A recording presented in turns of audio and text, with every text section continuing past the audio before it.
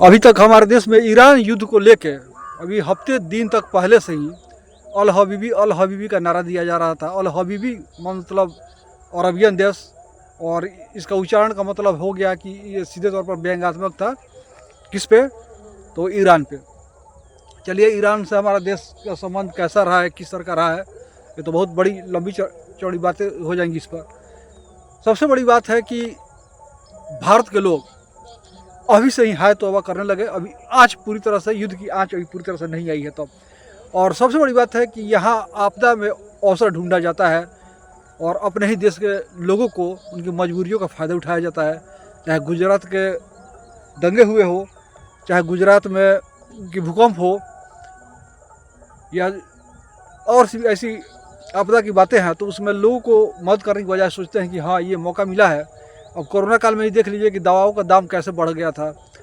जो जीवन रक्षक चीज़ें थी उसकी कीमतें लगी होने, उसकी ब्लैक मार्केटिंग लगी होने, और मामूली से मामूली दवाओं का भी दाम बढ़ गया था। ऐसा नहीं था कि स्टॉक नहीं था, ऐसा नहीं था कि सुविधा नहीं थी, लेकिन हाँ, यहाँ का जो भारतीय डीएनए है वो इसी सोच का रहता है कि सोशल मीडिया पे अच्छी बातें लिखी जाए, राष्ट्रवादी बातें लिखी जाए, भाईचारा की बातें लिखी जाए, लेकिन जब हकीकत में करने का समय आ जाए तो सोचते हैं कि ऐसा मौका फिर ज़िंदगी में दोबारा नहीं आने वाला। अब जितना कमाना हो, जितना दोहन करना हो, उतना कर लिया जाए। सबसे बड़ी बात क्या है कि भारतीय डीएनए जो भी है, यह इन लोगों को साथ देने के लिए छोटे भाई नेता से लेके और एक अच्छे स्टैंडर्ड लेवल तक के नेता जो होते हैं वो भी प्रश्रय दे देते हैं, या ये कहिए कि बहती गंगा में हाथ धो लिया जाए। बिहार में शराबबंदी है, लेकिन देखिए कि यहाँ पर करोड़ों करोड़ों रुपये के शराब अभी हाल फिलहाल होली के समय ट्रकों पे बरामद हो रहे थे, पकड़े जा रहे थे। तो उतने महंगे जो शराब है का आखिर आ कहाँ से रहा है? कहीं ना कहीं है कि कोई किसी नेता का बहुत बड़ा आदमी हो जिनके प्रश्रय देने से शराब माफियाओं का मनोबल बढ़ा हो। तो ऐसी ऐसी बातें यहाँ पे हो रही है।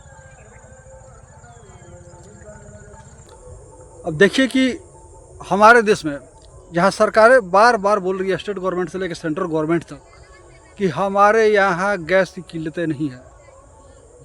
हमारे यहाँ भरपूर मात्रा में पेट्रोलियम अभी उपलब्ध है, रसोई गैस उपलब्ध है। उसके बावजूद भी 2 दिन से किल्लतें सड़कों पे दिखने लगी है।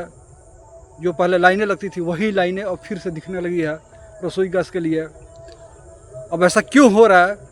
जहाँ पर सरकार दावा कर रही है, हेल्पलाइन नंबर निकल रहे हैं डीएम से लेकर और मंत्रालय तक, उसके बावजूद भी कुछ सुधार क्यों नहीं आ रहा है?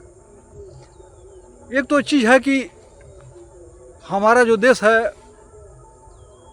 अगर इधर हाल फिलहाल में 1999 कारगिल वार हुआ था और उसके पहले जो अंतिम